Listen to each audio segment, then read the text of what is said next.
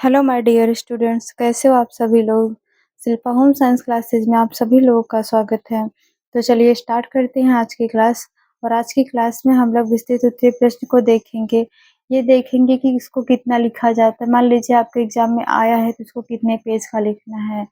तो आप लोगों को वैसे भी जितना याद रहे उतना ही लिखना है। ये नहीं है कि हमारे पास 3 पेज लिखना है, 2 पेज लिखना है, नहीं आ रहा है तो हम नहीं लिखेंगे।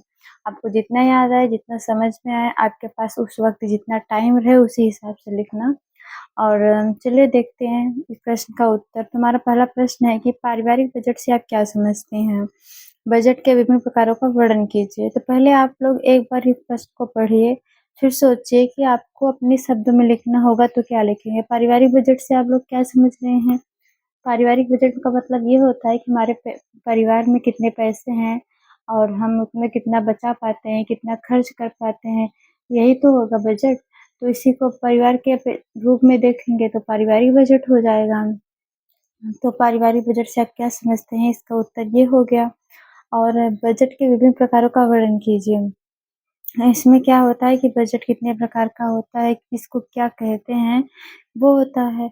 तो बजट क्या है, हमारे पास 3 प्रकार के बजट होते हैं। मान लीजिए आपके पास 50 रुपए है, आपका बजट पारिवारिक बजट 50 रुपए है 1 हफ्ते का। तो अगर 50 रुपए है 1 हफ्ते में और हमारे खर्च भी जो है 50 रुपए ही हो रहे हैं, तो उसको क्या कहेंगे, बैलेंस कहेंगे। मतलब ना हमारे पास कम है ना ज़्यादा है, हमें जितनी ज़रूरत है हमारे पास उतने ही हैं। तो उसको क्या कहेंगे, संतुलित बजट कहेंगे। या तो ये कंडीशन हो सकती है। और दूसरी कंडीशन ये हो सकती है कि हमारे पास 50 रुपए है, 1 हफ्ते में हमें 45 रुपए का खर्च हुआ, 40 रुपए का खर्च हुआ, तो हमारे पास 5 या 10 रुपए बच गए।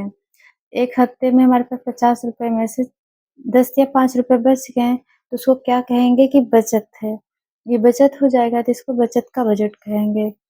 या तो इतना होगा, या तो हमारा ये होगा कि जब हम 50 रुपए हमारे पास है, लेकिन हमारे हफ्ते में 60 रुपए, 65 रुपए, 70 रुपए खर्चे हो जा रहे हैं।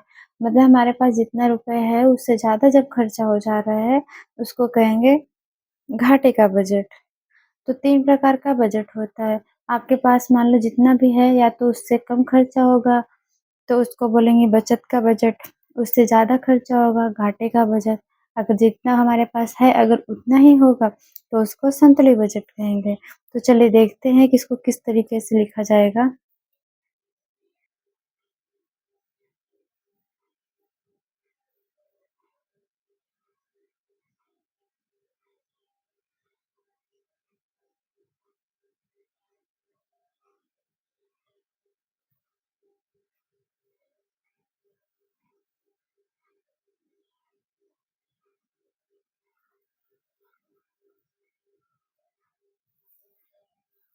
बस हमें इतना ही लिखना है। आपको ज़रूरी नहीं है कि 1 पेज मतलब इतना बड़ा-सा लिखना है।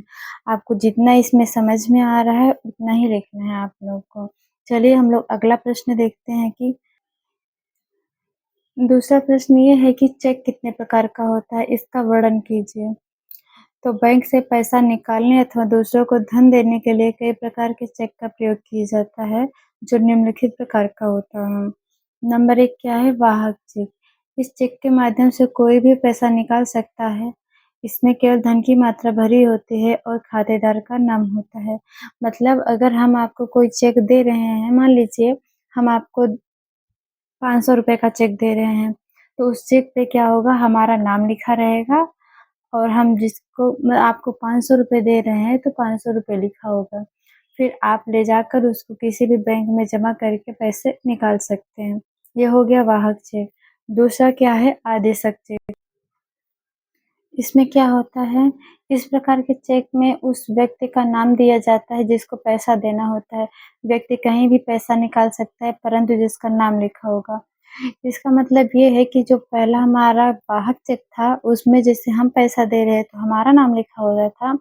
लेकिन आदेशक चेक में क्या होता है, इसमें अगर हम आपको पैसा दे रहे हैं तो आपका नाम लिखा होगा उसमें, उसमें मेरा नाम नहीं लिखा होगा। समझ में आया। ये हो गया आदेशक चेक। फिर हमारा तीसरा है रेखांकित चेक। इसमें क्या होता है, इस प्रकार के चेक में रुपया व्यक्ति को हाथ में न देकर सीधे खाते में ट्रांसफ़र कर दिया जाता है।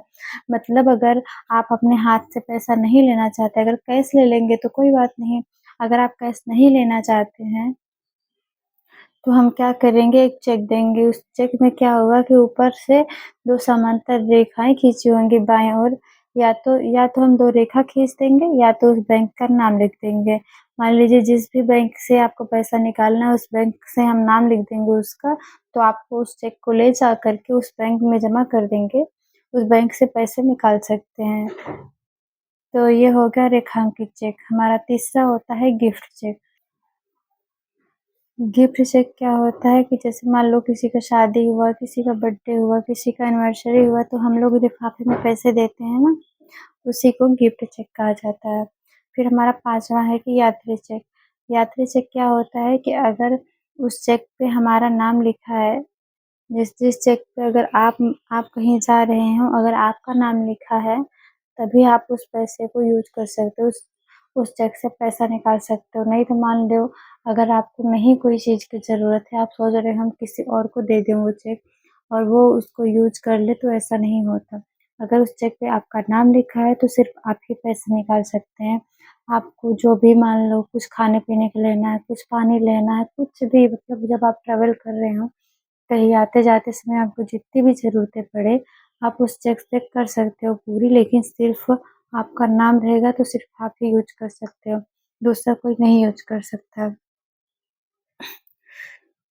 ठीक है? तो चलिए आज की क्लास यहीं ख़त्म करते हैं और अगर आपको कोई भी बात ना समझ में आई हो या किसी भी प्रकार की कुछ भी आप लोग को पूछना हो तो आप लोग हमें कमेंट करके ज़रूर बताना। आपको वीडियो कैसी लगी? अगर पसंद आए हो तो लाइक, सब्सक्राइब और अपना कमेंट ज़रूर करिएगा। Thank you.